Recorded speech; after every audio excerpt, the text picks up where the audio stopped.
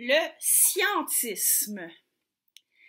Alors, plus souvent qu'autrement, quand on dit que quelqu'un est scientiste, qu'un raisonnement verse dans le scientisme, ce n'est pas un compliment. C'est une façon de dire que quelqu'un a une confiance exagérée dans la science, qu'il la croit infaillible alors qu'elle ne l'est pas, ou qu'il la croit capable de répondre à des questions auxquelles elle ne peut pas répondre. Les partisans de ce qu'on appelle le nomma, par exemple, alors en bref, le nomma, c'est la séparation de la religion et de la science dans des magistères séparés. C'est de dire qu'elles répondent à des questions différentes et que l'une ne doit pas prétendre répondre aux questions qui relèvent de l'autre. Alors, les partisans du nomma insistent sur les limites de la science. On peut penser à Stephen Jay Gould et Hubert Reeves, pour ne nommer que ceux-là.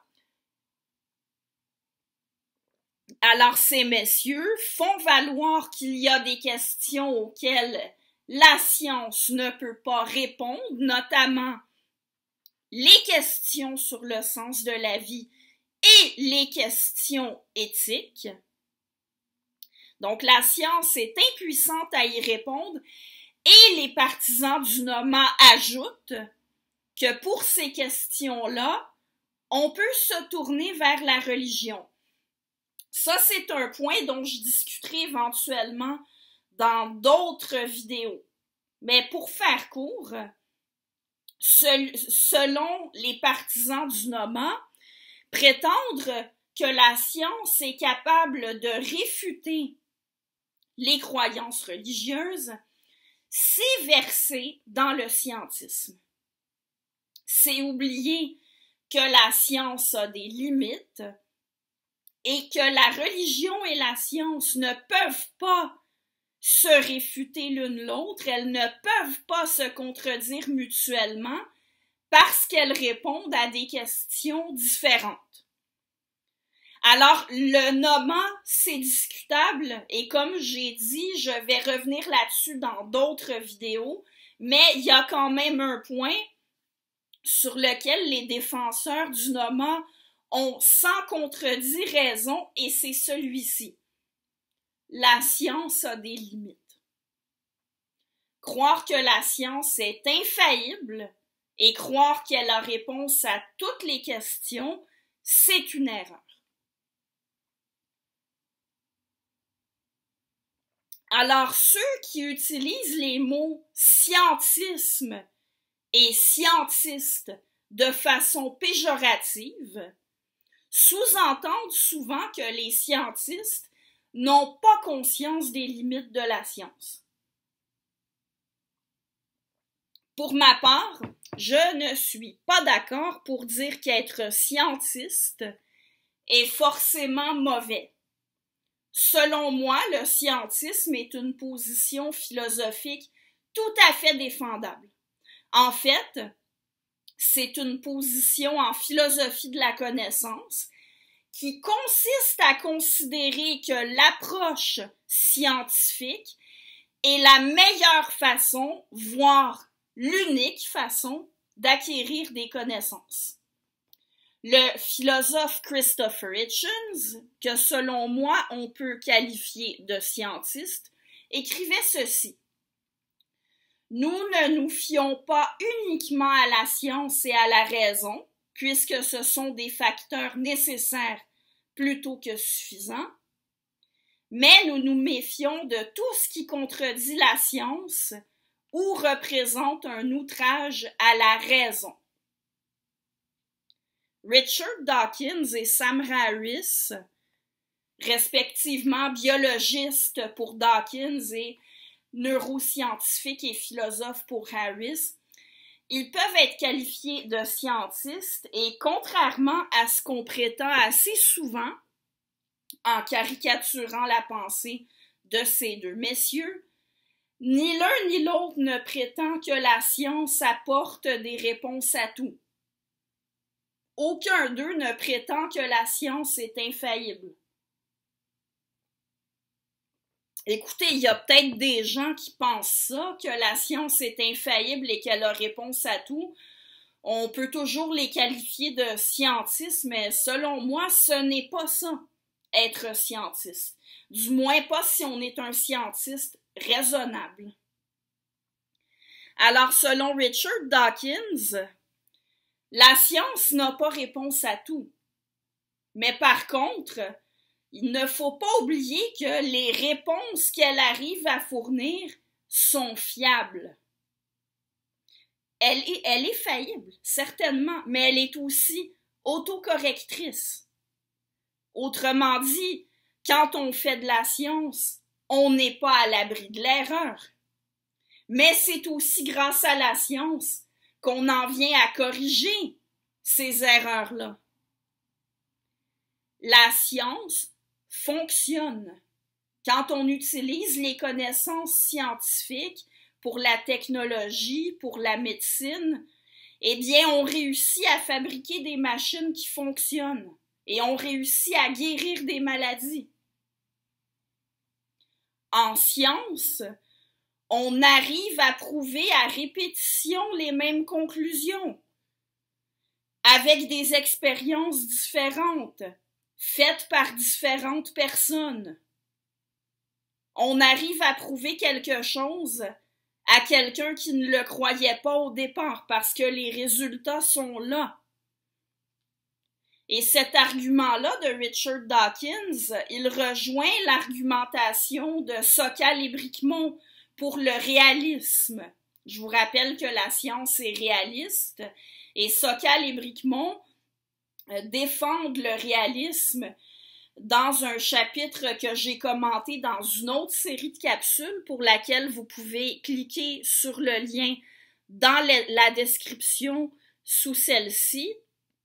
Mais donc, c'est essentiellement la même argumentation et ça rejoint aussi l'argumentation de Cyril Barrett.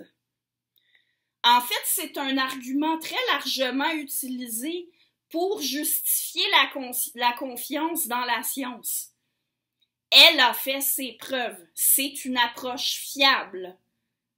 Quand on utilise la méthode scientifique, on arrive à des réponses fiables qu'on peut utiliser ensuite pour agir avec succès. Et étant donné le caractère fiable de la science, Richard Dawkins et plusieurs autres, dont Christopher Hitchens et Sam Harris, vont rappeler que même si la science a des limites, quelque chose qui contredit des faits scientifiques est quand même à rejeter. La science a peut-être des limites, mais pour ce qui ne dépasse pas ces limites, il faut se fier à elles. J'y reviendrai plus en détail dans d'autres vidéos, mais c'est justement à partir de cette prémisse-là qu'il conclut tous les trois que les religions sont à rejeter. C'est-à-dire que c'est parce qu'elles contiennent toutes des affirmations qui entrent en contradiction avec des faits établis de manière scientifique. Sam Harris pousse le scientisme jusqu'à dire que la science peut répondre aux questions éthiques. Il reconnaît que la science n'a pas réponse à tout.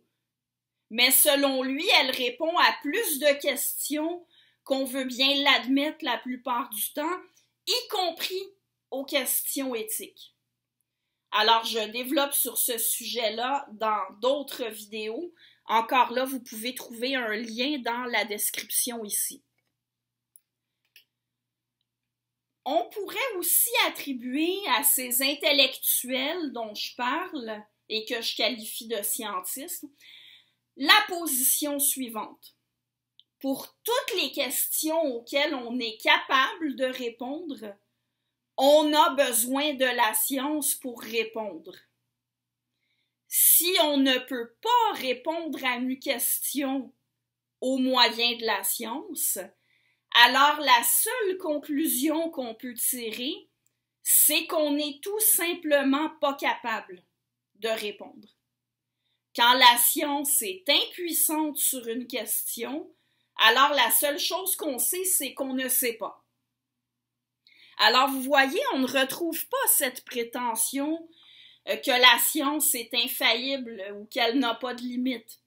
Seulement celle que les questions auxquelles on est capable de répondre, c'est par la science qu'on arrive à y répondre. Alors selon moi, c'est une position qui se défend et je dirais même que c'est la mienne. Le philosophe Luc Ferry, par contre, met en garde contre le scientisme et il fait valoir que la science est utile mais limitée. Ferry critique notamment le matérialisme. Alors le matérialisme, ça fait partie de la méthode scientifique, mais ce n'est pas une théorie scientifique, c'est un postulat philosophique à la base de la science. Ou encore, pour reprendre les termes de Ferry, c'est un parti pris métaphysique. Alors en science, on essaie d'expliquer des phénomènes en établissant des liens de cause à effet. La science est déterministe. Elle pose à la base qu'il y a des liens de causalité entre les phénomènes. Mais Ferry ne reproche pas à la science d'être matérialiste, d'être déterministe. Il ne dit pas qu'elle ne devrait pas l'être. Il reconnaît que c'est un postulat utile en science. Et il ne rejette pas la science en tant que méthode. Seulement, il dit que ça fait de la science un discours limité, utile, mais limité. Selon Ferry, tout n'est pas déterminé. Et notamment, le comportement humain ne l'est pas entièrement parce que Ferry est convaincu que l'humain dispose de ce qu'on appelle le libre arbitre. Alors, sans nier que l'être humain est le résultat d'un double déterminisme, le déterminisme biologique et le déterminisme socio-historique, Ferry soutient qu'à partir de là, l'humain dispose d'une marge d'indétermination, d'une marge de liberté. C'est ce qu'on appelle le libre arbitre. La question du libre arbitre, c'est une toute autre question philosophique dont je ne discuterai pas ici, mais qui a des implications importantes en éthique. Et parlant d'éthique, Luc Ferry, contrairement à Sam Harris, soutient la position encore majoritaire à l'effet que la science ne peut pas répondre aux questions éthiques. Selon Ferry, pour répondre aux questions éthiques, il faut se tourner vers la philosophie. Prétendre répondre aux questions éthiques en se basant sur la science, pour Ferry, ce serait justement verser dans le scientisme. Et verser dans le scientisme, c'est une erreur à ses yeux. Je développe sur la question de si l'éthique relève de la philosophie ou de la science dans une autre série de capsules dont vous pouvez trouver le lien dans la description sous cette vidéo.